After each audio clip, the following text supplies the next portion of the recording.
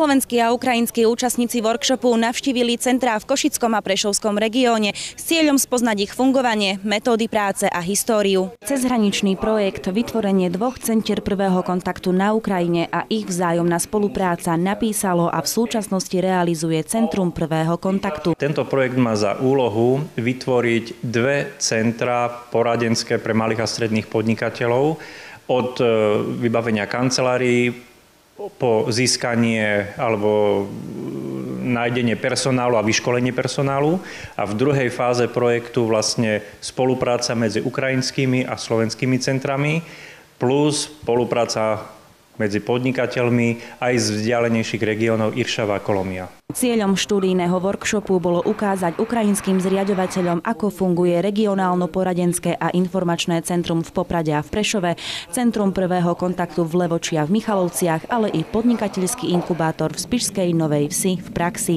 Ми конкретно познайомилися з тим, як працюють ці інституції.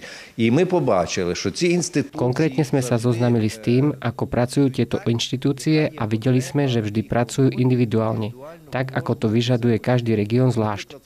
Napríklad v Poprade je to zamerané na rozvoj cestovného ruchu.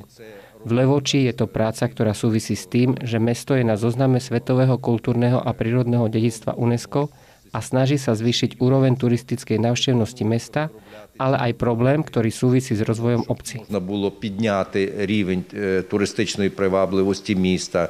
Крім того, в Левочі є проблема, пов'язана з розвитком малих сіл, і так само вони опікуються цим. Ми почули дуже detálnu informáciu pro ich. Získali sme detailné informácie o tom, kedy boli centrá založené, aké služby poskytujú, o ich programoch a projektoch. Na to, aby sme vytvorili a rozšírili sieť centier prvého kontaktu na Ukrajine, sme dostali veľa užitočných informácií, čo znamená, že budeme môcť prevziať nejaké skúsenosti zo Slovenska, aby sme vytvorili centrá prvého kontaktu na Ukrajine.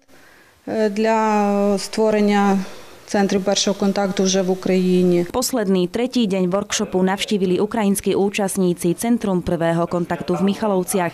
Na konferencii boli dopodrobná prebraté základné body projektu, časový harmonogram jednotlivých aktivít, ako aj úlohy jednotlivých partnerov v projekte. Po obede bola predstavená forma dokumentov, ktoré je potrebné počas projektu pripravovať. Medzi ne patria pracovné výkazy, monitorovacie správy, čerpanie finančných prostriedkov a mnoho ďalších. Partneri na oboch stranách dúfajú, že projekt bude hodnotený pozitívne a prinesie veľké výsledky pre daný región. Z Michaloviec pre televíziu Zemplín, Simona Inkabová.